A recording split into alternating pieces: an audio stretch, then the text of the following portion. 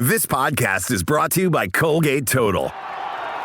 We take oral health as seriously as you take sports. That's why Colgate Total Active Prevention uses advanced technology to help prevent oral health problems like cavities and gingivitis before they start. It's clinically proven to provide 24-hour antibacterial protection with twice daily brushing after 4 weeks of use. So get a winning routine and prevent oral health problems before they start. Shop Colgate Total Active Prevention at a retailer near you.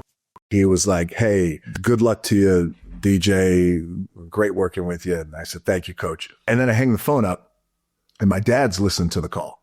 I said, I don't want to do that. I'm closing that chapter in my life. He goes, "Well, what are you going to do?" I said, "I'm going to be a wrestler." He hated the idea.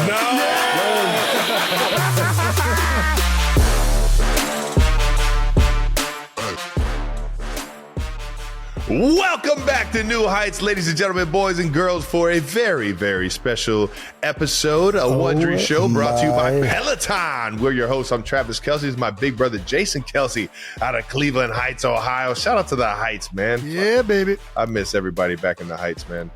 Subscribe on YouTube, Wondery Plus, wherever you get your podcasts, and follow the show on all social media at New Heights Show with one S for fun clips throughout the week. Jason, tell the people how special this episode is. Oh, we got an absolutely incredible special guest episode for you guys. Baby. If you smell what New Heights is cooking, All right, without further ado, let's get right into it. I guess we're going to do the intro. First of all, should we call you Dwayne, The Rock, the final boss? What are we going by these days? Whatever comes out, brother. All good. Doesn't matter what your name is. That's right. Our guest today is 6'4" podcaster from the University of Miami. He was a member of the 91 Hurricanes national championship team. You might know him as the 10-time WWE heavyweight champion, or from his hit films such as the Fast and Furious franchise, Jumanji, Moana, among others, and upcoming The Smashing Machine. 92%ers, please welcome Dwayne The Rock Johnson! Let's go, boys. Good to see you. Dude. Could not resist. Good to see you. You got me, man. You got me. Good to see you, boys. Dude, well, DJ, thank you so much for coming on, man. You're one of our icon guests. We've always wanted to have you on this show, man, and shoot the shit with you, brother. And this is so cool because this movie is unbelievable. The Smashing Machine, the story of Mark Kerr, thank you, the legendary UFC fighter in the beginning days of the UFC, right? Yeah, in the beginning days, yeah. I'm very interested. What was it about Mark Kerr that really made you did you know of him before the script or before the movie came to you or the opportunity came to you, or how it all came about, and just what you knew about Mark Kerr and the UFC at that time? Yeah, absolutely. Before I get into that, let me just take a moment and give you guys your flowers. Congratulations on the podcast, man. And not only that, on the best, podcast, man, but also just congratulations on your careers, man. Just really incredible careers. And for you guys like you, guys in the league who have become world champions like you, I always say that's my dream, man. You guys are living my dream. Like that's what I thought. That was the goal. So anyway, so thank you for having me on. Good to see you. Cool. With Mark Kerr, he was one of the pioneers of MMA, one of the founding fathers of MMA, of UFC, 2-time heavyweight tournament winner. And back then, when you fought in the tournament, it was, you fought, and if you won, you didn't go home and fight the next week. You fought that night. And, right. His career started out in Vale Tudo down in Brazil, won everything that night. So he became a legend, and his ascension, man, was like a rocket. And I actually met Mark back in the late 90s. Back then, MMA, UFC wasn't as big at global as it is today. So the big organization was Pride in Japan. And a lot of those guys would come over from Pride, and we'd be WWE guys. We'd all be in LA working out at the same gym, the Gold's Gym in Venice. And we in the same arenas too as well. So I met Mark back then, and the guy was a legend. And, he was always this walking contradiction of a human being, where he was just insanely jacked. He was at one time the greatest fighter on the planet. He was like Tyson, undefeated, dominant, and feared. But with Mark, what was interesting about Mark was he's so kind-hearted and tender and soft-spoken, and he would wreck these dudes. And afterwards, he'd go back in the locker room and check on them. Hey, you okay? Are you all right? So, which makes the dude even scarier, right? Right? When he's doing that. Crazy. So in 2000, in the mid-2000s, he had a documentary out called The Smashing Machine. And that documentary was so heartbreaking because the guy at one time was the greatest in the world, and then he lost. He lost in Japan, and he never quite got over that loss. And then, like a lot of athletes who we know, he succumbed to pressure, and he battled his demons, and he became addicted to drugs. He overdosed twice. He's lucky to be alive. Man. So back then when I saw that documentary, I felt, this is an incredible story. But now years later in 2019, I take this documentary to Benny Safdie, and I just watched Uncut Gems. And I said, man, Benny, I love your filmmaking style. I have a movie here. It's not the big blockbuster movie. It's small and it's intimate, but it's also moving. I showed him the documentary, and he said, I'm 100% in. But the cool part about the story that I know you guys will appreciate is there was a Mark Kerr back then he was the man, dominant and feared, battled his demons, and he lost everything. Then there's the Mark Kerr today who is so grateful to be alive and so present in every moment. And he's the reflection of what happens when you get knocked down, you get knocked on your ass, especially if you battle addiction, you get sober, you stand back up, man, and you become this beacon of hope to a lot of people out there who are struggling. It's awesome.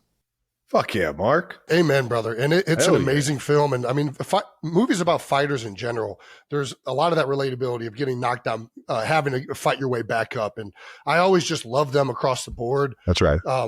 You've had so many unbelievable films as an action star, comedian, you've done all these genres. The range is crazy, man. What caused this film now? Like why the biopic? And this was such a different light where you absolutely killed it, brother. Thank you, brother. Hats off. Really got into the character and did a great job.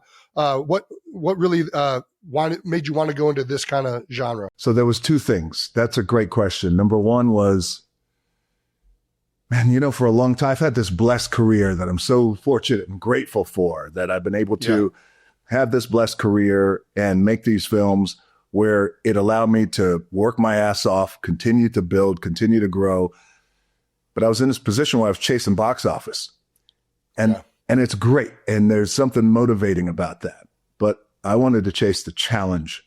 And I felt like it was time to make that switch. And to be honest with you, I wanted to challenge myself. And while these movies are big and they're hard to do and they're fun and a lot of people like them when you win, and then you have some movies that flop and tank, and that's okay. You got to move on.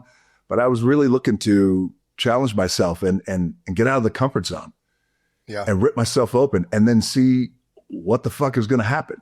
I don't know, but I'm going to give this thing a shot, and you got to go for it. And so it was that combined with the voice. I had a little voice right in here, man, behind my rib cage and between my ears that was like, hey, you don't want to wake up one morning and go, man, I should have done that thing. I should have taken that risk and taken that chance. So it was that voice. And I finally, after all these years, listened to that voice. There's a great George Strait song that I love. Wait, you haven't been listening to that voice? No, I've been listening to the voice. But it's, what happens? It's like you listen to the brain, and the brain is saying, hey, listen, don't fuck this up. You're in a comfort zone. It's good. There's a lot of people who depend on you. You're making a lot of money. These movies make money.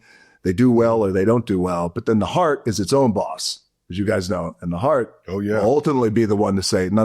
We're going to override the brain and go take this risk. And you know what? There's something, I tell you what, and I want to know from you guys being elite athletes and champions is it's good to be scared. Yeah. It's absolutely good. It's good, to be scared of some shit. I like to face that fear, man. Yes. It's real. Yeah. There's a great quote by Customata, Mike Tyson's former trainer. Yeah. The hero and the coward both feel the same emotion. They both feel fear. The difference is the reaction to that emotion. And I just love that. I've carried with it forever. That's another fighter quote. I mean, there's so many, beautiful fighting quote. Culture in general. That's one of the reasons I love this film. Yes. For me and Travis, really, we got into UFC probably at the tail end of Mark's career. It was more like Chuck Liddell. Yeah. Tito, like those guys, exactly. And I remember Mark Coleman. I remember Mark Kerr, but I didn't know it as much as I did after coming out of this thing. And just so much respect for these guys that grew the sport, right? Yes. And then you got legend Boss Rutan in there in the corner. I mean, that was amazing. So dope, man. We had Boss Rutan, we had Alexander Usyk, we had a lot of guys, man, who came. But you're right about these guys who paved the way. And back then, those guys weren't making a lot of money at all. Right. You know, and they were banging their bodies up, man, a lot. So doing a biopic like this, how much did you have to be around Mark? Like, I feel like what you have to find, because I mean, the mannerisms, the style of fighting, stuff like that. Like, how much was he on set helping you with all this stuff, or was there a reference in terms of like a fight coach? Last year, I started my prep for Smash Machine. We started shooting, I think, in August. My prep started in January, because what I started in January was really got to know Mark, spent a lot of time with Mark. But the crazy thing is, again, so, you know, we're all a little fucking crazy sometimes. You gotta be a little crazy. Gotta be a little crazy. That's how you keeps you from going insane. No sane person makes it in this world. You're not gonna get to the top of anything. You gotta be crazy. Nice, cozy. Yeah, exactly. Waylon Jennings says, "I'm happy to be crazy. It keeps me from going insane." Amen. There we go. I love That's that. a banger. So I was also training for WrestleMania. And that's when I saw you, Jason, there in Philadelphia. So I was training for that. Once I got out of WrestleMania, then I shift my focus to the training camp for MMA, spent a lot of time with Mark. And you guys will appreciate this, is I had to gain 30 pounds for the role. But as you guys know, Mark Kerr's muscle had a certain quality to it. It was that fast twitch. Yes, right? Explosive. Yeah. And I still had to move, and he had this tiny waist. And I was like, God, man, that's a lot of weight to carry. But I did my best. Worked out with Mark, worked out with MMA coaches, MMA fighters as well. I had a 12-week training camp.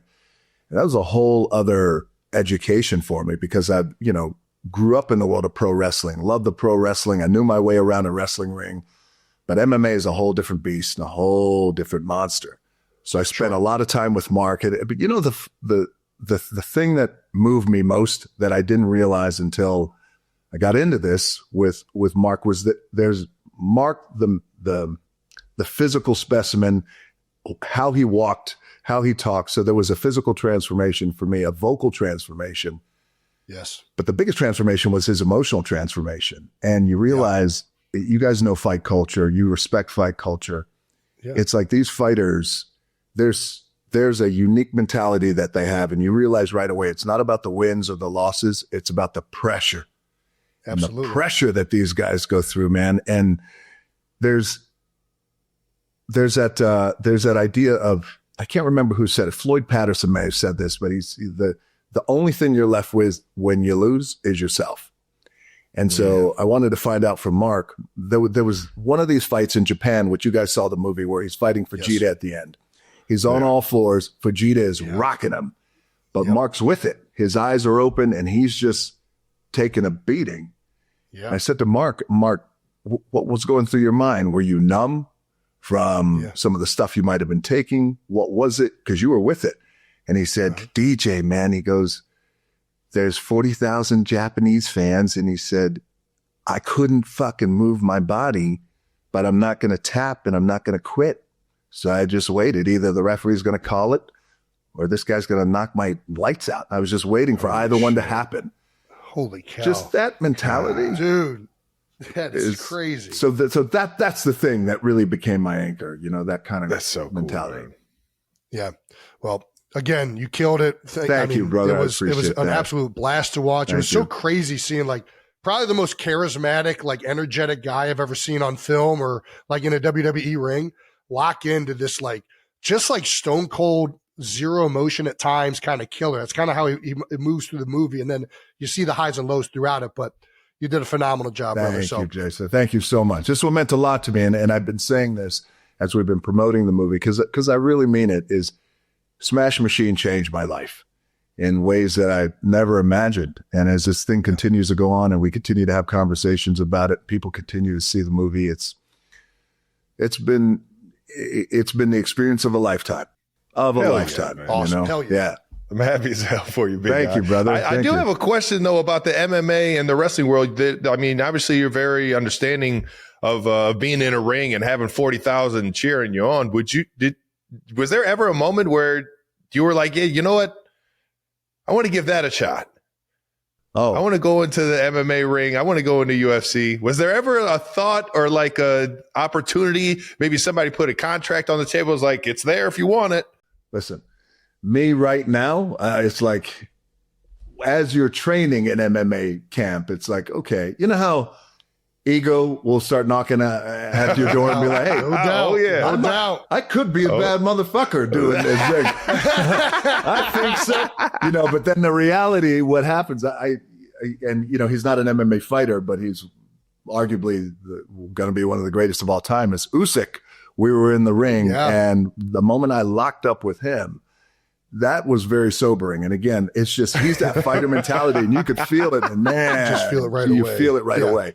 I tell you what, when I was years ago, though, when those guys were going to Japan, and in the mid to late 90s, we weren't making a lot of money because we were on the lower, we were opening match in WWE. Sure. So there was a time where me and my buddies started, hey, do you think we could go over to Japan? I think we might be okay. Like, we might be able to do well. Those guys are making, a lot of money. And then you realize, no, wait, those guys will take my jaw and knock it into another area code, man. I'm not doing that. I don't like to get hit in the face. Sometimes you just got to be real, Just got to be real, man. That's so good. I love it. I love it. Well, can't wait. Everybody check out the Smashing Machine. You're not going to regret it. Thank you, You're not man. going to regret it. Let's flash back, if that's all right with you. Yeah. You talked about football was always kind of like the dream growing up. Dream. Your time at the U, what was that like? I mean, Oh, defensive tackle, man, 91 Hurricanes team. You're behind Warren Sapp. Take us back to that time. That was crazy, man. When I came in as a freshman in 1990, and and I was kicking ass, man. I was balling, and I was actually number 2 as a true freshman behind Russell Maryland. Maryland, right, was number 1 draft pick for the Cowboys, and I was balling. I get hurt the last day of training camp. An offensive guard runs me into the ground. My entire shoulder pops out. It's hanging out. The doctor had to come back and put it in. You guys have been there. Yeah. I had to have complete reconstruction on my shoulder, tore everything, went into depression, had a miserable freshman year. I got a .7. 0.7. Yeah. That's like, I can that's relate hard to to that. that's hard. You're going to try to get a 0.7. That's like, I was the other way though. I was having so much fun. I had a 0.7. You weren't having fun. I wasn't You had a having fun. I 0.7. got a 0.7. But anyway, so just a miserable freshman year. But the dude who ran me into the ground, that's Mario Cristobal, who's now the head coach in Miami. heck He's yeah. kicking ass, Wow. man. How about it? How That's about it? wild. That's my boy. I'm so proud of those guys down there. But the U at that time in the early 90s, late 80s, early 90s, that they rewrote the game on in terms of swagger, in terms of how to play. And we had a mentality down at Miami, which was speed kills. Bottom line. Yeah. You guys know that. Oh, yeah. So Warren, our freshman year, they bring in Warren Sapp, who's a tight end. Yeah. And he's coming in fresh. He's running routes, hands like butter, just like you. Yeah, he's like, All right. he's fucking around and he's in practice. He's catching punts with one hand. I mean, he already looks like, man, you could put this guy anywhere. right. We come into training camp and he's in the defensive line room. I sit down. I said, what are you doing here? He looks at me. True story. You could ask him this. He goes, I've come to take your job. No way. No way. I said, you ain't taking All my right. job. He said, I come to take your job. I said, well, we'll see. We'll see. Cut to me on the bench being like, hey, good job, boy. You're doing good. Number 1. He called it. There we go. He called That's it. a beast. He called it. Oh, you What ready was- for me? Not yet. All right. But man, that team back then, we had Warren, we had Ray Lewis, Rohan Marley. We had just our defense, man, So was stacked. insane. Heck yeah. Insane. Yeah. Heck yeah. Did you guys play at the same time at Cincinnati? Oh yeah. You Oh did? yeah. Okay. We crossed over for a couple years. Trav, nice. long story short, Trav was ineligible for my senior year, so we never really We played had to that bring much. that up, I Jason. know. I always bring it up because I still harbor resentment around that. But we did cross over. We had a lot of success. Not as good as the Hurricanes, but Cincinnati had some. We went to 2 BCS bowl games, including the Sugar Bowl and the Yeah. Orange Bowl. So That was at the old Orange Bowl down there, yeah? Yes. Oh yeah, baby. That's why I was like, man, I spent 1 week down there in Miami, and when I was a freshman in college, I can only imagine what 4 years down in that place would have been like. I would have survived. Brother, let me tell you something. That's why I was, especially during the time at the U. Are you kidding me? Back then, you guys were the superstars of the world. Yeah, where it was like, the Dolphins were good at that time, but the Canes, they were the talk of the town. So I was I was smart to get locked down my freshman year. And there we go. I'm not getting in trouble. No, that's very smart. It's so crazy to think about what NIL and the transfer portal has done. Like for a team like the U, you guys had every single year had 5 stars coming in and just waiting for their opportunity to get into the game. It's so mind blowing to me that that isn't happening anymore. If kids aren't starting or getting playing time as a freshman, they're in the portal going somewhere else. And I think it might have leveled out the playing field and things like that. But I feel like the U is like kind of like, I don't know, historically, like it'll never happen again. Like how talented they were. Like they were so stacked across the board. Like kids would have left. They wouldn't have had that big of a deep of a team. Is that what you're saying, Trev? That's what I'm assuming. Yeah. I don't know. We were deep. Our second and third teams, and I was all behind. ended up being first round draft picks. Crazy, man, back then. Crazy back then. How do you think you guys would have done back then if NIL was there? Like, would you have been searching for that? Well, I don't. I started as a sophomore and junior. Was really top player. Almost was thinking about coming out as a junior. Yeah. So maybe I would have transferred. I don't know. Like it's hard to think.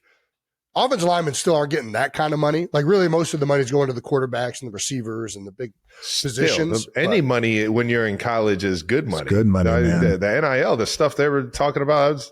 We were doing some stuff at Tight End U, and guys were talking about over the course of their 3 or 4 years that they were getting NIL. They got over like $100,000, $200,000. I was like, in my mind, I'm like, I was getting anything. We're just looking for the Pell Grant or something. Anything. Yeah, right, exactly. You sacked Charlie Ward in '93. Is that correct? I did, yeah. Yeah, got a sack. What was the Rock's go-to move? What kind of D tackle were you? A big power guy, arm over, swim, dip and rip? Yeah. What I do? I get my hands on the dude right away. Yeah. So if it were, you were guard, right? I'm assuming what were you center? Well, I played guard in college, but I played center at the NFL. Yeah. Okay. So say it's me and you. Yeah. We line up. I'm already afraid, to be honest with you. You're being very kind to me, man. I try to get my hands on you before you got your hands on me. I give you a little shiver. That's good strategy. And I'd do that little boom. I'd pull you down and right over. Dude, push pull, man. That's a dangerous one. My coach, who you guys know, Ed Ogeron from Crazy Ed, man. That's my Coach O. He was our coach down in Miami, and he said, Dewey, you got great upper body violence. I said, look, I don't even know what the fuck that means, but that sounds good to me. You got great upper body violence. But if you think about it, right, as you guys know, as players, like if a player has upper body violence, then you can control the game, right? Violent hands, baby. I'll tell you what I say. I know exactly what Coach O's talking about. You got the violence where it's not just power, but it's like another level of like twitchiness with the strike. Yes. Where it like jolts you. And there's guys that have that, and there's guys that don't really have that jolt. And then the ability to push and pull with that. Yeah, man. That's a dangerous combo. It's like that kind of like a piston. Yes. Yes. Yeah. Where did Dewey come from? Why Dewey? It was a nickname that my mom gave me. So when I was a baby, my godmother took me and gave me to my mom. She goes, is he wet? And she goes, oh, he's just a little Dewey. Okay. And then it stuck. Right. But then, which is fine. Cause we like to keep our parents' nicknames at the house. So my mom and dad came to watch me play, and they came to my first practice at Miami. And my mom was like, hey, Dewey, come here for a second. And I was like, oh, no. And if you give a nickname like that around the boys, you're done. They're running with it. Yeah, they're running with it. So everybody was like, Dewey, what the fuck? And then it's just stuck. That was it. That's great. Holy cow. Than't for bringing that up, Jason. I appreciate it. You said Dewey. I was like, what is this? He's 2 for 2 right now. Just bringing up the good stuff. Played with Doug Flutie in Calgary. Is that you played in the CFL? I didn't know this coming into this, to be honest with you, doing a little research. When I came out in 95, I had a dismal senior year. I got hurt. I blew out, ruptured 2 discs in my back. You guys know what that's like. And when that happens at the beginning of the season, and you're just chasing pain, you're trying to chase relief, you're getting your injections, just all of that. So opportunities. Yeah. And that's it. So that was really the thing. You're right. That was the thing that really messed me up, because I knew right away, blow out 2 discs in my back.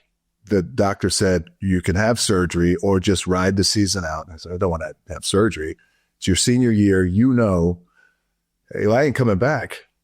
So it's not like, no, this is it. And so I'm just, who knows what's going to happen. Maybe I could get a rep here or a rep there. Just shitty senior year. And I didn't get drafted, but I got a call from Calgary. And I went up there to Calgary. Yeah, I played up there for a little while, and then I didn't make the team. I was on the practice squad, and we were making maybe about $300 Canadian a week, which wasn't a lot to live on, man. But I was still, you're living the dream, and you're hoping that, hey, I could parlay this into, I could get on an NFL squad next year and make that practice roster. And those guys are making $100,000 or whatever it is. Like, so you keep the dream alive. And then I got cut from the CFL. Mid-October, I'll never forget it. And I got sent back home. And so I got sent back home. Wally Buono, who's a legend up in the CFL, he wound up becoming my mentor. He said, listen, we're going to let you go, but man, you're a great player. Love to call you back next year. I said, okay, thank you for the opportunity. I get sent home. You know how when you leave home and you go to college, you guys go to Cincinnati, you leave at home, you don't plan on going back home with your parents. Like, this is it. Yeah. Afterwards, you're hoping to make it to the league and do what you guys did. So I got cut from Canada.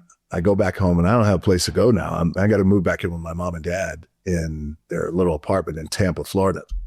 And that was so sobering for me, because it's like, there's a dream. It all goes away. And then, and then I was down there, and then I get the call from Wally Buono after the season again ended, and he goes, hey, our season just ended. I think they either competed for or they won the Grey Cup. And he goes, we just had a big year. Jeff Garcia was up there, by the way, too, as well. He was their quarterback. Hey. And he goes, I'd love to have you back. And I said, Coach, I appreciate it. And in this moment, you know how you guys know that there's a defining moment in your life when you look back, like, man, had I not made that decision, I would have been on a different road. So in this moment, when he said, hey, I'm calling, I got great news. I'm going to bring you back next training camp, and we'll start all over again. And I said, Coach, I appreciate it, but I'm going to have to close this chapter in my life. Yeah. And he was like, hey, good luck to you, DJ. Great working with you. And I said, thank you, Coach. So, and then I hang the phone up, and my dad's listened to the call. Yeah. And my dad goes, who was that? And I was like, oh, that was the coach from, Canada. And he goes, what did he say? I said, oh, he offered me a job to come back. He goes, oh, that's great. I said, yeah, I'm not going to take it. He goes, what are you talking about? And I said to my dad, who was a pro wrestler. Yes. I said to him, seen the pictures. Yeah. I said, he goes, what do you mean? I said, I don't want to do that. I'm closing that chapter in my life. He goes, well, what are you going to do? I said, I'm going to be a wrestler. He hated the idea. No. He was like, worst decision. No. He hated it. Oh, we got to a huge fight that night. But so I played up there in Canada for a little while, and that became very defining for me, man. Yeah. Because by the way, the thing I wanted most in my life, and I told you guys this, is I wanted your life. I wanted to be in the NFL. That was my goal. And it wound up being the best thing that actually never happened for me. Yeah. Yeah, absolutely. Yeah. Did you know on that call, like when you were saying no, that you were going to, did you know like previously before it that you were going to go into wrestling? Or was it like literally at that moment where you're like, nah, man, I'm going to go do this other thing? It was at that moment. God, that's crazy. So it was at that moment. Because I was down there in Tampa, and I was working at Bally's gym, and I was selling memberships. I didn't know what the fuck I was doing. But then I just, in that moment when he said, hey, you got a shot. And right then I went, I'm out. Thank you anyway. Well, something's calling. Something's calling. Well, it's that voice. I'll tell you what. Yeah, and what was calling down the road that you had no idea was the fact that you own a pro football team now. There we go. How about it, baby? Could you have ever imagined it after a call like that you'd be sitting there as the owner of a UFL team? No, there's no way. I mean, that's the beauty. I think it's so humbling that life can come full circle in that way, because while I never got that shot to live the dream that you guys have the privilege of living, years later, I have the opportunity to be the owner of this league and owner of the league, with myself, Danny Garcia, Mike Rapoli, and Fox, Jerry Cardinal too as well. And this full circle moment, man, to be able to create opportunities for players is the greatest feeling in the world. I mean, all this other stuff is wonderful, but to create these opportunities for players just to play the game that we all love and to take care of their families, put food on the table, pay the bills, and let them ball out has been amazing, man. And by the way, That's awesome. This opening day of this season, we had 46 UFL players on NFL teams, man. Hell yeah. It's doing exactly that. It's giving guys opportunities to, put the film out there, show that they can make plays, show that they can get developed under a scheme. I love to go, and I was down in Texas, and I just loved the atmosphere. I loved seeing, Wade Phillips coach that football team, and I believe they were going in to try and win the championship that week, or at least in the playoffs that week. So, congrats on all the success. Thank you, man. And you already know it. You might not have had that privilege of living this life, but it seems that you live life with the privilege to live life, no matter what it is that you're doing. You're so humble about it, and you create your own path, man. You created your own path, and it's so cool to hear the story behind it all. Thank you. You got to. That's what we got to do, is work hard and create our own path, even if we don't know what it is. You got to have faith in, the work and the process. You knew what it was. You knew it was the WWE, baby, the Attitude Era. That's it. We got to get into it, man. We got to talk some wrestling. Iconic, man. Where do you even come up with this? How does it even come together? It was wild. Well, back then in the Attitude Era, keep in mind that was before WWE was publicly traded. It was well before owned by TKO, obviously. So we flew under the radar, and there was a point where when I turned heel in the late 90s, and I was mixing it up with Stone Cold Steve Austin, and we were going back and forth and having our matches. That shit was bananas, because the golden days, because you could fly under the radar. And it reached a point, and I remember telling a guy who's a good friend of mine today, and he helps run a division of $7. His name is Brian Gewirtz, and he was one of the first writers ever for WWE. And we used to write my stuff all the time together. And I said, you know what, man? You know how lucky we are right now? He said, what? I said, we could say anything tonight to this crowd. We could sing. We could talk shit. I could talk in another language. I could, whatever it is. I said, it's whatever we want. And I said, there's the whiteboard. Let's write it. So the stuff about, whether it's if you smell. You're getting me so fired up right now, dude. Man, I'm telling you. It's like, oh my gosh. Jason, do you remember that time, right? In the Attitude Era? Oh my gosh, that was the hard. I got your ass back. All right, Lord.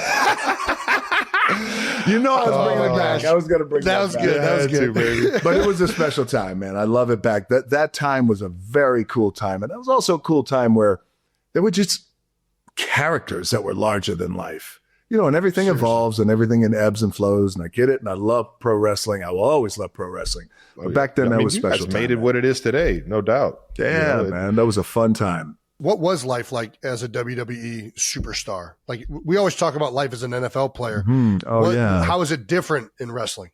And I want to hear from you guys on this one. This is where you're on the road. 365 days. There's no season. It's hard. It's not apples to apples. It's when you're comparing NFL to WWE, but there is no season. You're in a different city every night. Our goal was to put on a good show, send the fans home happy, don't get hurt, protect each other's bodies. Yeah. I'll see you down the road. I'll see you at the next town. Right? Yeah. It's like, Travis, Jason, I'll see you in I'll see you in Arlington. And then the next night we're in Dallas. The next night we're in Austin. Let's not get hurt. Let's take care of ourselves and send everybody home happy and injury free. But the problem is in that world, and it's just the way that it is, but you guys know this. You're always injured and you're always working through your injuries and you're always letting pain be your guide and you're always trying to protect yourself. And so while it was incredible and the world of pro wrestling is incredible and I love it, and what an opportunity it is because you get to connect every night with a different crowd. And, and the crowd in Dallas, that's a different energy than in New York. As you guys know, you go to these different cities, it's a different vibe, right? A different world, baby. Different world. That's fun, though. Kansas City is different than Miami. You name it. Philly is different. So, and it is fun. Did you have any favorites? What were your favorite cities? Before, I didn't want to cut you off. No, it's all good. It's all good. Chicago, New York, nothing like the Garden. Right. Yeah. Down in Texas. Amazing too as well. Philly. What I loved about Philly, that's a heel town. Dude, there is a lot of support. I know you know this, but for The Rock in Philadelphia, like he is like beloved like no other. Man, Philly's my town. That's why I came back last year, man, at that WrestleMania. There was nothing like it. So I think compared to the league, to the NFL is, there's no seasons, and also it's incredible, and it's dreams come true for all of us, but also it's tough, man. It's tough being on the road every night because what that means is then it's tough on your body. You're getting banged up every night. You're working hurt every night, and you're trying to keep up. And also it takes its toll on marriages and on relationships. It's hard. When there's no season. I mean, you're all season. You're but how does that compare like to you guys when you guys are on the road every week? You're banged up. You're trying to. We're actually not on the road every week. We're only on the road half of the season. That was one thing that was eye-opening to me, even just going into media. I travel more as a media member going to games than I did as a player because every week you're going to a new stadium. Right. But I think it's a big commitment in season. You get one off day a week. So it's the same thing. There's a really intensely busy time period. Yes. Which is 6 months, 7 months. And then after that's over, you get a lot of off season to, reaffirm all of these relationships and spend time with your families. That's right. Loved ones. So that's where it's different. The season is shorter. It's not 365 days, but for that shortened season, you're at the building every single day other than one day pretty much. Yeah, it sounds like the similarities are amongst the routines of it. You want to have that professionalism to always make sure that you're at your peak. Yes. On the night, on game night, on wrestling night, or on when the TV's live, like you just want to make sure you're being that for the organization, for the people around you. So I guess there is that similarity of like kind of just like the gruesome strain that you got to go through to have fun when the lights are on. I got two questions for you guys. Let's hear them. Let's go. Jason, when you retired, yes, and you go out on top, it's like, again, it's the dream. It's my dream. I was watching that from afar. I was like, man, it's amazing. You give this impassioned speech, you just, it's incredible. The next camp, and you weren't there. Yeah. Was that hard for you? I've always wondered that. Like, absolutely. 100%. Was it, did you fall into like mini depression? Like, how did you work through that? Like, what happened? Like, I don't know how to label it, to be honest with you. There's definitely part of it I would say would be, you really miss being there with the guys. And was there a void that you had to fill? For sure. Mm-hmm. And for every day for 13 years, I was a regimented person. Like even in the off season, we talked about the season's only a certain short period of time. To be the best at anything, you're putting in work 365 days a year. So that's right. You get used to this, okay, Monday I'm doing this, Tuesday I'm doing this, Wednesday, and you get into that repetition, and then you build all these relationships with people.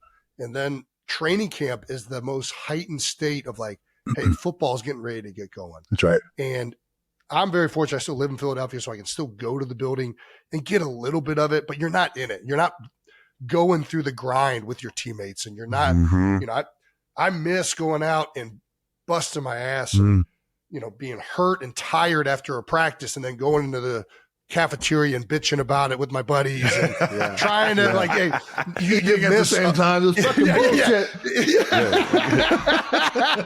Like I miss all that so much. And with every successive year, and I've talked to a lot of guys that have retired, you miss less and less of it. Mm-hmm. The one time I still get goosebumps before every game when the national anthem plays and that kickoff's about to happen, there's a very visceral connection that comes to you, and you start smelling the grass if it's a natural field. That I don't know. It's hard to think that that'll ever kind of go away. But how did you feel? Anyways, that? Yes, to answer your question, absolutely. That's when you flip that switch, man. That's when you flip that switch. But what's your flip switch these days? Is it? I got a lot of things so my flip switch is, it's a good question. Trying to, I do let me see. But probably, I would assume going on the road, right? It's a different, it's a different, there's no more physicality thing that I had when I played the game, like the tactile thing where you can grab something and and that was a different switch where it's violent now hands. I'm gonna try and can't use violent hands out here in the streets. Violent hands no longer help me one bit. He's got 4 little girls. Can't use violent hands. Girl dad, I know. Soft hands. Soft hands. You get fired up to either offer players help. I still go to the building and I still offer young guys support and to be able to help them in their careers or wherever I can in some type of mentorship level. You get fired up to be the best at whatever you're doing. Now I get to operate in a more creative space than I really ever got to in the field of football, which has been fun and different. And I felt last year in a lot of ways, you're almost like a rookie again, where you're going into a new field. And instead of being a veteran where you kind of have all these things set in place, you know how to do everything, you know what works. You feel that fear. You feel that. I was just going to ask him seriously. that. Were you scared? You feel that. And you're trying to figure out, how can I be the best at this new thing? What can I do? How do I study? How do I prepare? How do I, bring something new that other people aren't doing? So that's kind of what is probably the new switch. It's a little bit different than when you played.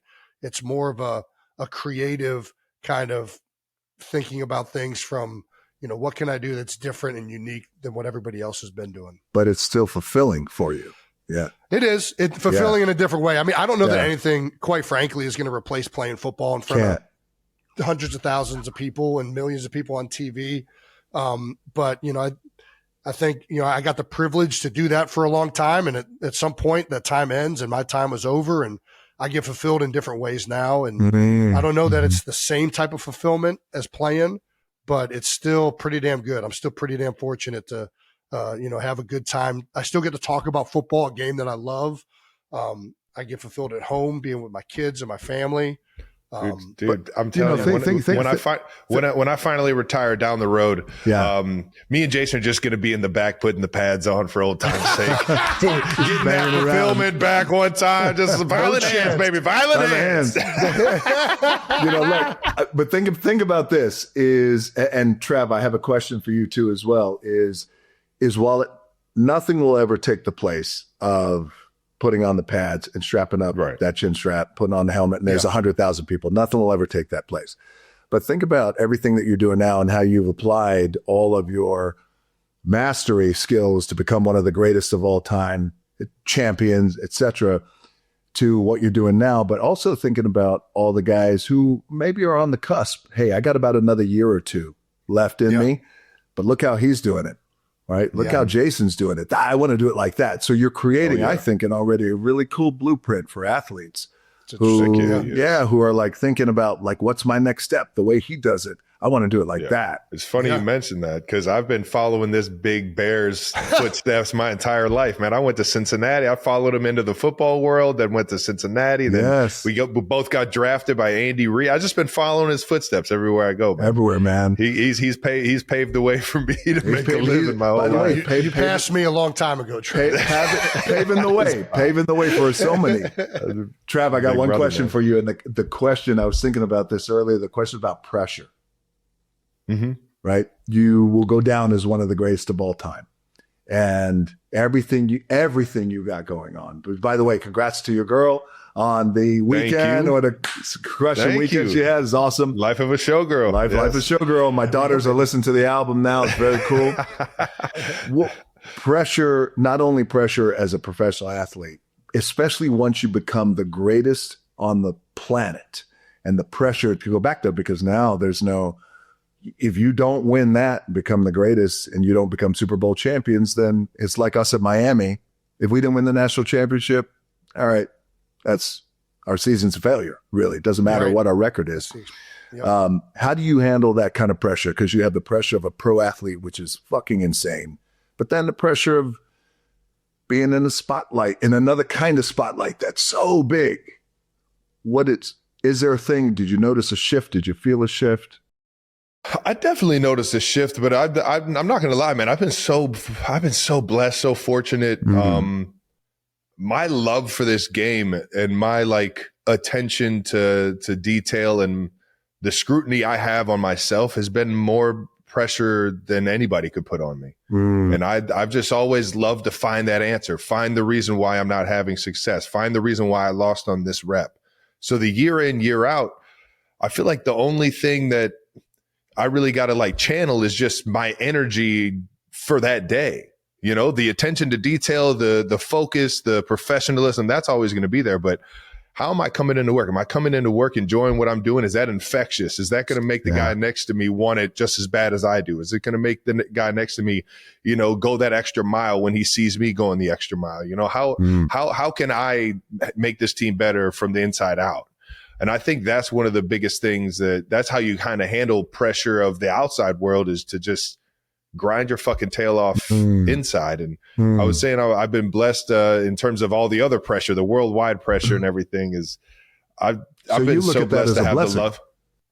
I look at it as a blessing, but I look at the life that I have as a blessing because of the people that I have in it. That's right. Having a support system as my family, having a support system like my brother and Taylor and all my friends that I've known since I was in fucking preschool, and we were rock bottom each other on the fucking recess. Do you have any idea how many times we got called to the principal's office, rock bottoming people in the freaking wood chips? Jason Kelsey in the principal's office. Jason Kelsey in the principal's office. But I feel like when you got that ecosystem, and I've been so fortunate to have that ecosystem my entire life. My family's been there for me every step of the way. My friends have been there for me every step of the way. And that pressure, that outside pressure, doesn't feel as, tough. It doesn't when feel you as have all that at the house. When you have exactly, it's not as scary. I don't have to think about how the world's viewing me, because the people around me and the loved ones around me know exactly what's real. And you always got to separate that reality from the tabloids and the worldwide media has to talk about it and is going to find something to say about it more than what's real and how you're living your life. Man, for sure. So the noise, it's the home anchor that allows you to block out all the noise. Yeah. Man, and the fact that I get to do something that I love, that'll always kind of, I think I'll have to find that fulfillment that you guys were just talking about. I actually want to ask you that same question. Yeah, I was about to say, DJ. Throw it right back at him. I mean, you're stepping away from the WWE full time. That was such a huge part of your life. It was at the height of wrestling, in worldwide. I felt like the Attitude Era was just peaking, and you step away and go into acting. What was that like? Did you find fulfillment right there in the same way? No, not in the same way. I thank you. That's such a good question, man. There's nothing, just like you guys with the football field. You line up, you put your hands in the dirt. There's nothing like it. There's nothing like getting in the ring, and there's 20, 30, 40, 50, 100,000 people. You could connect with them. You could tell a physical story from beginning to end. There's nothing like that. I love it and I miss it. Yeah. But, I had the voice. There was just, hey, there's more. You could stay here and do what you love, or you could get out of this zone, which is comfortable. And by the way, I get it. We know that. When you're in a comfort zone, it's called comfort zone for a reason. It feels good. Yeah. But especially if everything is going well and everything is aligned and you're paying bills and everything is going well. But there was I wanted to grow. That's it. I really wanted to grow, and I wanted to do more, and I wanted to challenge myself in ways that I hadn't been challenged. I'd not been to Hollywood. I didn't know shit about Hollywood other than, well, I love movies and I'd love to make movies. I'd love to test myself. And so in 2004 was my last WrestleMania, and I quietly tried to, as much as I could, just quietly transition and step away. And that was scary because, as you were saying, like I was lucky enough I was on top. It was like Jim Brown, like, I think I'm gonna, that's a great reference. No doubt. Like Jim Brown, reference. you know, he's like leading the league in yards, and he's like, hey, I'm gonna go to this other thing and challenge myself. The face of it, He was the face of the league, and that's what I did. So it was scary at first, but ultimately, you know, I realized like it's scary and it's okay. You know what also helped, and I was really lucky about this, is I was doing okay in terms of money, and I wasn't chasing the dollar. And I wasn't like, hey, I'm fucking starving here and I have $7. Like those days were behind me. So it's like, I don't have to worry about that. And then I could just concentrate on acting and acting coaches and my first role in Hollywood as a leading man wasn't, hey, here's a small little independent role. This is Scorpion King franchise. We're going straight to Blockbuster, baby. Come on now. We're going straight there. It's sink or swim, you know, your baptism by fire. So I was really fortunate that, you know, I kicked off my career in that way. Well, you built up a legacy ready for that to kick off. And that's hats off to you. That had to be a daunting decision, but you nailed it, brother. And I got you, as you said earlier, your dad did not encourage your wrestling career, very much was mad at you. Your daughter recently now with NXT as the on-screen GM. Are you supportive of this? Where do we stand as dad this time? You know, what happens is like, you know, we're in control of where the dominoes stop falling. Yeah. Right. Yeah. So in my world, you know, while my dad didn't approve at first, and we got into a massive fight, and, you know, we had a complicated relationship, my old man. But, you know, I was in control of where that domino was going to stop falling. And with my daughter, Simone, she's my oldest daughter. Like you, I'm a girl dad. I have 3 daughters, 24, 9, and 7, all different age ranges. You'll get there, Trav, soon. You'll see the blessings. That's right. And, but with my daughter, man, I was so proud. But here's the cool thing. When she came to me, and she came to me at 16 and said, I want to do what you do. I love this business just like you do, and I want to do it at 16. So she became the youngest WWE signee at 16. Whoa. She was going to NYU. She gave me a call, me and her mom, and she said, I want to pivot a little bit. I'd like to go directly into WWE NXT and start training down there in Orlando. Yeah. And you don't have to ask me twice. I'm like, okay, hey, I got you. But here's the great thing. The most beautiful thing about this is I never got that call from her. I never got the call like, hey, Dad, I want to do what you do. Can you call WWE? Can you call Vince McMahon at that time? Could you call Nick Khan? Could you call somebody? Never once did she ask me, could you make that call? She was just like, I want to do what you do. I want to blaze my own path. I want to call myself Ava Raine, not, you know, The Rock something or anything like that. She was like, I just want to do it on my own. I love you. I respect you. And I was like, baby, listen, I wanted to do the same thing. I wanted to make it on my own. My grandfather was a wrestler. And I was like, your great grandfather and your grandfather were wrestlers. So I love that you want to do it on your own. And I'm here. I got your back. And so she's been doing a great job, and I keep tabs on her. And, you know, she was born when I was 29. And if you think about it, at that time, we know as dudes in our 20s, we think we know what we're doing. We don't know shit. We're just trying to keep up, and we're trying to make it look like, hey, we're good. We got, you know, under control. So it was almost like her and I grew up together. And, you know, these days, her being in the wrestling business has actually brought us closer together. And that to me is the biggest joy, man, because my babies, just like, you know, you, Jason, and like one day you'll know, Trav, babies are everything. That's it. It is 100%, you know, 100%. It takes it the moment the first one pops out. It's like, okay, my entire like hierarchy of priorities is completely shifted. Just like that. In an instant. Seriously, it's crazy. You'll see, Trev. It's crazy. We're putting that voodoo onto you and Taylor right now. That's right. I appreciate your time up to this point. We got one last segment for you, all right, big dog, and it's called We Gotta Ask, but you don't have to answer. You can tell us to just fuck off if you don't want to answer this. I'll answer it all. But we gotta ask, man. Look, I've been drinking tequila the whole time. It's 5 o'clock somewhere. Dude, you got some of the best tequila around, Come man. on, brother. No doubt. Yeah. All right, so we almost used Jabroni as a nickname for fans of this show. Do you own the word jabroni? I do not own the word jabroni. I think it's just out there. I own the name The Rock, not Jabroni. No, but wait. I might own that because I own everything. You might own it. Associated with The Rock. Like, it doesn't matter if you smell. So I might. I know that. Let me give him props. The Iron Sheik he made that word. He made it? He made that word famous. What? So he used to, especially in the locker room, this jabroni is that. This jabroni is that. So he would call people jabroni. So that's where I got it from. I always got to give him flowers. But it's really cool. It's actually in the Webster's Dictionary. And I get the credit for it, but it's really the Iron Sheik. It's really the Iron Sheik. Yeah. A lot of people were asking me because I said it on after we won one of the AFC championships. I got on the mic and called the Cincinnati mayor jabroni for calling us out. I know you did. I was like, yeah.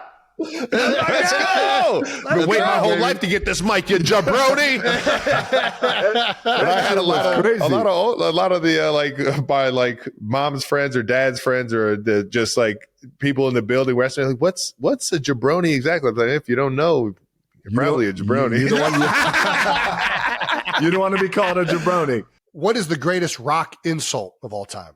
The greatest rock insult of all time is, okay. What's your opinion? Who's going to win the Super Bowl this year? It's got to be the Kansas City Chiefs, right? All right. Got to be the Kansas City Chiefs. Well, The Rock, now I'm speaking as The Rock. Well, The Rock says, you take your opinion that it's got to be the Kansas City Chiefs. You take your opinion, you roll it up but that's right. You know what's coming. You roll that something, you turn it sideways and stick it straight up your candy ass. That was a crazy insult. I remember those guys at WWE at that time. It was like, your candy ass. They were like, where did this come from? And I remember saying, well, telling somebody to stick something up their asses, that's an insult.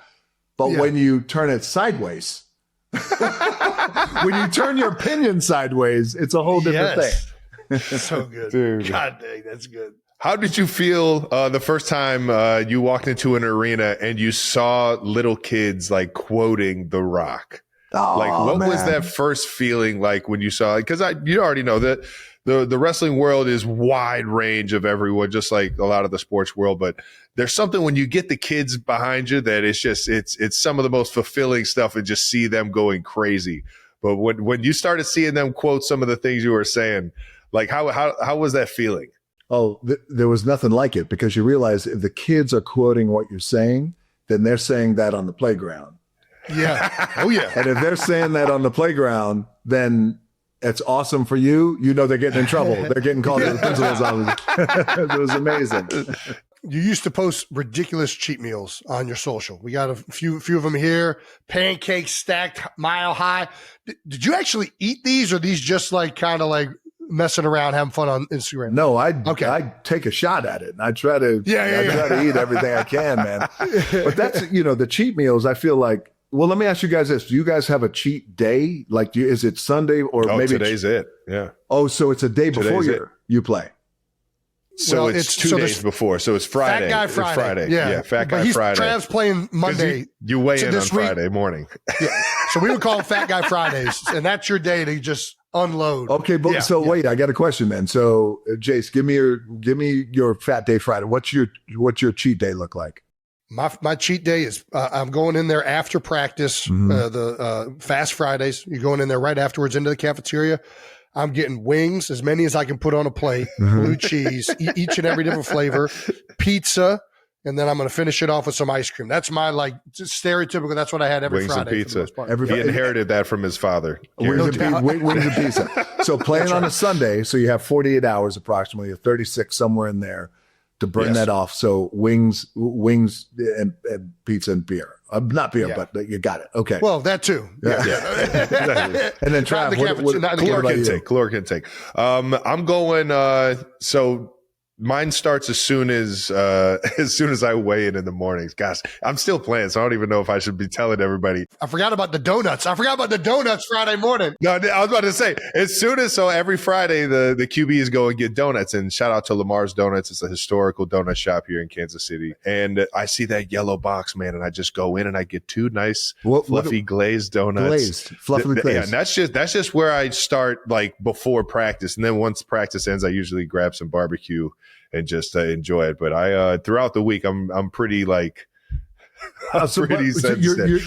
You're strict. Also, yes. But also, look, you're the GOAT, so you don't want to give away what you're eating right now, right? Can't do that. And I will say it has gone up a level since Taylor has come into the picture, because she loves to bake. That sourdough, those Pop-Tarts. She got sourdough Pop-Tarts, sourdough cookies.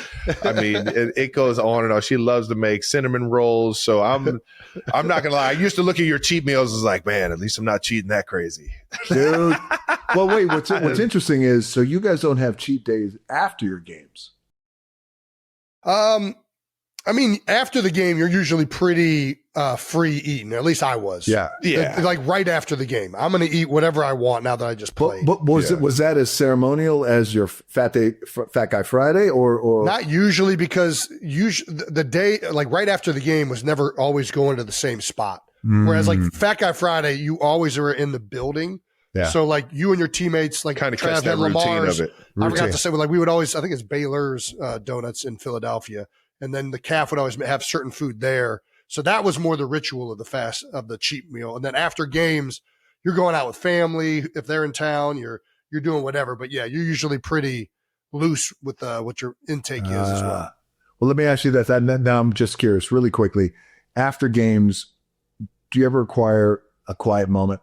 Maybe at your locker. I mean, what do you think, Trav? Yeah, not at home games. Or when it felt really quiet, actually, was when we lost.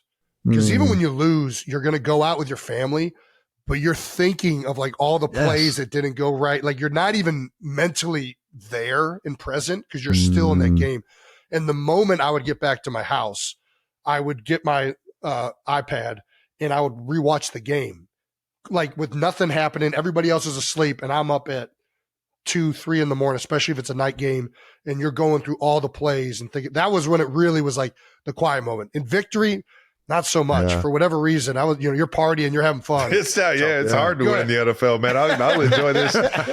No need to be quiet now. No, I think I have a lot of moments of reflection. I have a lot of moments of those quiet moments where you're kind of just appreciating either where you are or you're dreaming about being somewhere bigger. I think I've always had those moments. I'll never not have those moments, and they kind of come more sporadically than they do just after a game. But I think I'm with Jason on that one. When it's one that hurts, you need to have that voice of reason. You have to watch the film. You have to sit there and figure things out on your own before you can attack it the next workday. But I'm so fortunate. I was telling you, man, win or lose, I've always got somebody at the game or a bunch of people watching to. Especially at the home games or the big games in the playoffs, there's always somebody there to enjoy it with. And if we're winning, we're having a blast, and there's not much quiet going around. But when you're losing, it's so nice to have that support, but also you're also left really with yourself. That's what I was wondering. It's like, and I'm just curious for the both of you, in the losses, when you're watching film that night, are you watching broadcasts or are you watching the silent game? Silent game film. You're watching, they call it the all 22. It's basically, you get a sideline view and you get behind like line of scrimmage view. Yeah. Like looking at it like from the back side of it. Yeah. Game time. And that usually gets uploaded if it's a home game like very right away. Quickly. If it's in a away game, those are even worse. You want to talk about quiet?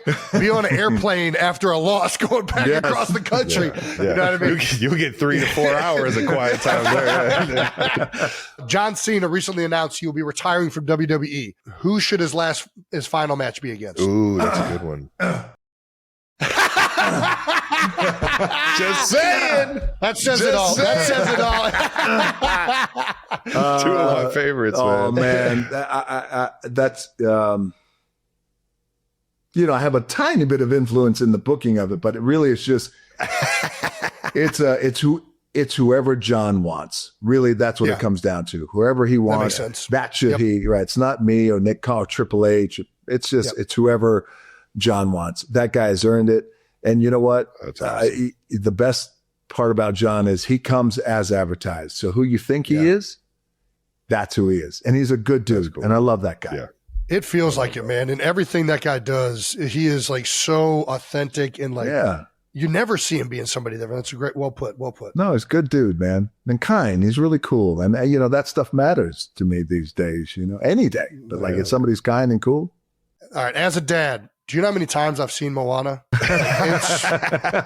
It is such a great film. You killed it. Like, I don't know, man. What was that like? You guys just came out with Moana 2 not too long ago. Yeah, we had Moana 2 at the end of last year, and it's amazing that you never know in our business what's going to hit, what's not. Just like you prepare for your season. You never know where you're going to go. You guys could be. You just come off a Super Bowl win. You never know what happens. Every season brings a different alchemy and a different energy. Every movie is different. That was the most gratifying part about Moana is just this global, I think, embrace of Polynesian culture. You beat me to it. And that's what I love about teaching everybody, man. All of the Disney movies that I like the most are the films that really do a great job of highlighting the cultures that they represent, whether it's Moana, Coco, really like Princess and the Frog in Louisiana. I think that's an older one. But Moana is just such a fantastic film, and it really does capture Polynesian culture. You might be the most well-suited to perform a live action of Maui out of any voice actor, right? Like, we're doing it. We're doing live action. Oh, really? Yeah. So live action Moana. I have to actually film. I have 5 more days of filming live action Moana, and it's all the songs. Let's go. You're welcome. Okay. Yes. Yeah. Hell yeah. And so we'll do that, and live action Moana come out next summer. We can't wait. Hell yeah. And the director, Tommy Kail, is the director of Hamilton. You know, that little play that maybe a few people have seen. Just a few people seen it. I've seen it. I don't know who else has it. That's a good one. But it was awesome, man. Yeah, can't wait for that. Awesome. Of all your acting co-stars, who would make the best WWE tag team partner? Oh, easy. Kevin Hart. Kevin Hart, I knew it. Oh, Philadelphia boy. There we go, baby. Listen, every time you guys team up, it's iconic, man. Promos would be incredible. Oh, it'd be crazy. The most epic.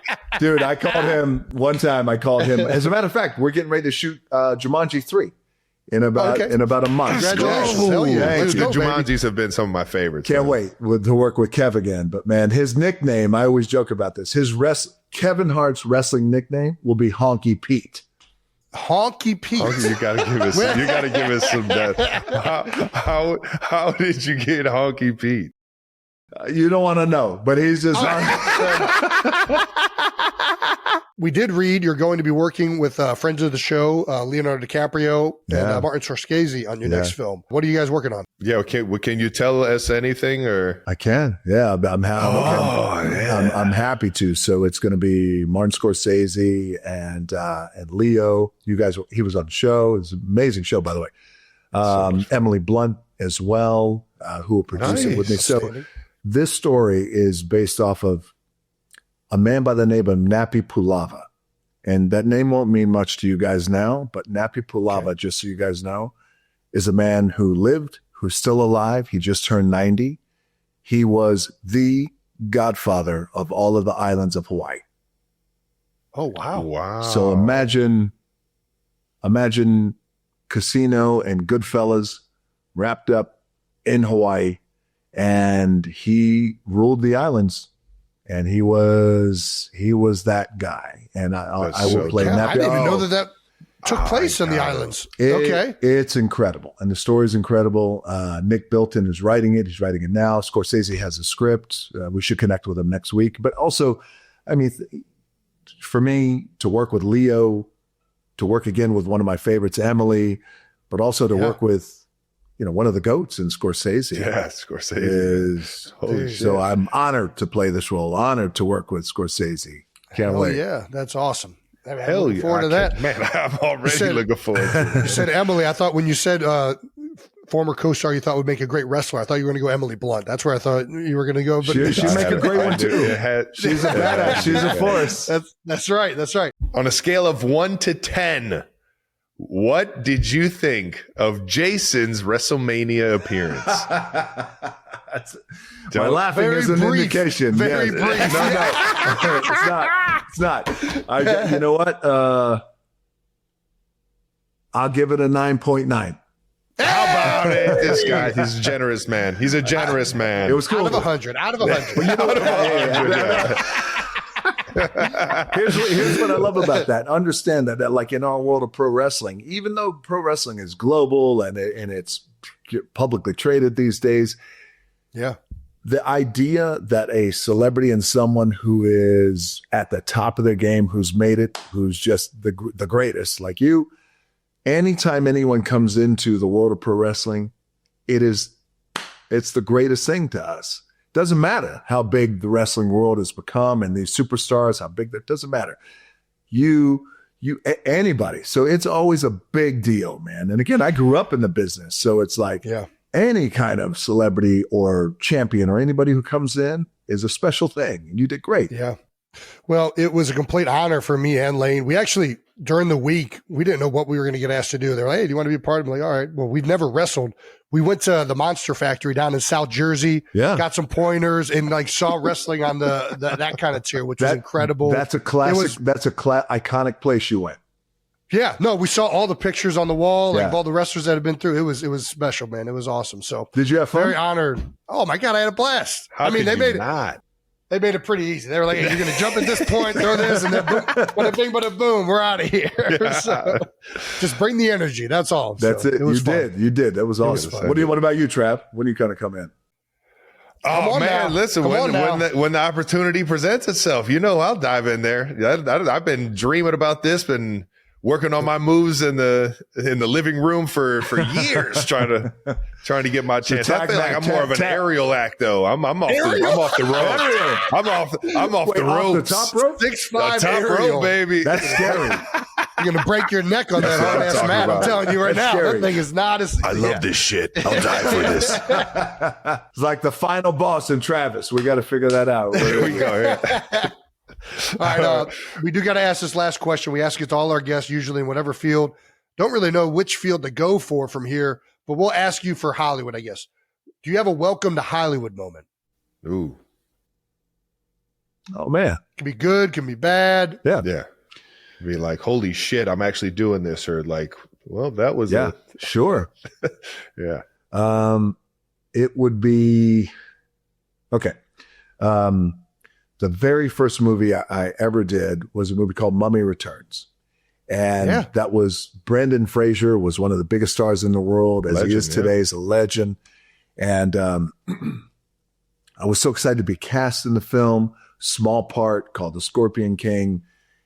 Brendan, by the way, at that time, it turned into something. Okay. All right. No, it turned into, but for that, it was just in the beginning of the movie and at the end of the movie. 5 minutes total in the movie. Yeah. I was just so excited at the opportunity. Brendan Fraser, by the way, I always want to make mention of this. He was one of the biggest stars in the world. That was his franchise. I'm coming in like I've never acted before. I'm excited. He could have easily said, I don't know if I want this wrestler. Sure. He embraced me. I love that man for that. And he helped kick off my career. So hell yes. I go to, we're in the Sahara Desert, right outside of Morocco. I'm shooting the movie. I don't know what I'm doing. I haven't shot anything, but this is before the first take. I'm in the Scorpion King outfit. I'm sick, by the way. I got like 100-degree fever. I'm freezing. It's 110 degrees in the Sahara Desert. I'm like, my brain is spinning. I'm wobbly. Shit. It's not the way I wanted to kick off my acting career. Right, yeah. The director, Stephen Sommers, he calls action. We do the scene. It's an action sequence. A lot of guys, stunt guys, are running and flying and doing all this stuff for me, really taking care of me. He yells, cut. Boys, when he yelled cut, I knew in that moment, you know how you hear that acting bug? Oh, the acting bug. I thought that was bullshit. I didn't know what acting bug was. He yelled cut. I went, this is what I want to do for the rest of my life. Nice. Oh my gosh, that's amazing. Yeah. Holy cow. I love that. Caught the acting bug right there in the middle of Sahara Desert. Yeah, it was very cool. Amazing. That's awesome story, man. Listen, we can't thank you enough. Thank you so much for coming on.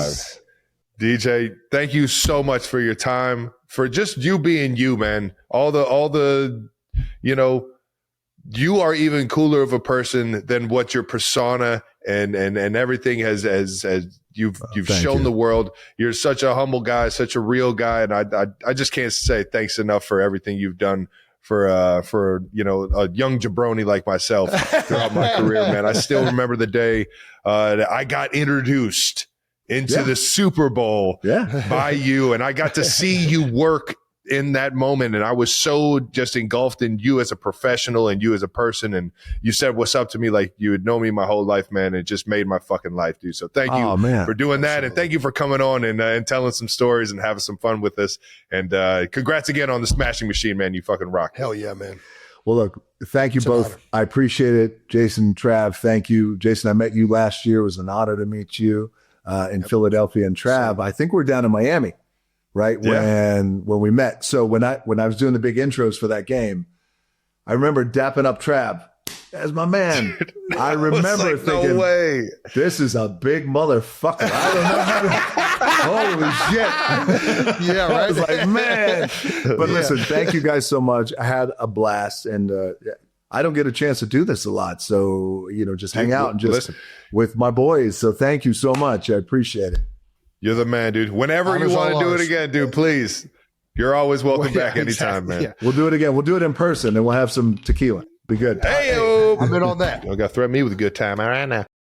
Hey, that wraps up another episode of New Heights. Thank you so much to Dwayne The Rock Johnson for joining us. Why is he such a good dude? I mean, it's probably such a good dude, man. He's charming, handsome, chapped, fucking really good at what he does. Yeah, what the fuck? Driven, motivated, and appreciative, man. He's just so humble. He's so humble and appreciative, man. Make sure you're subscribed to the New Heights channel on YouTube and follow New Heights on the Wondery app or wherever you get your podcasts. You can listen to new episodes of New Heights ad-free right now by joining Wondery Plus in the Wondery app or on Apple Podcasts. Once again, New Heights, a Wonder show brought to you by Peloton.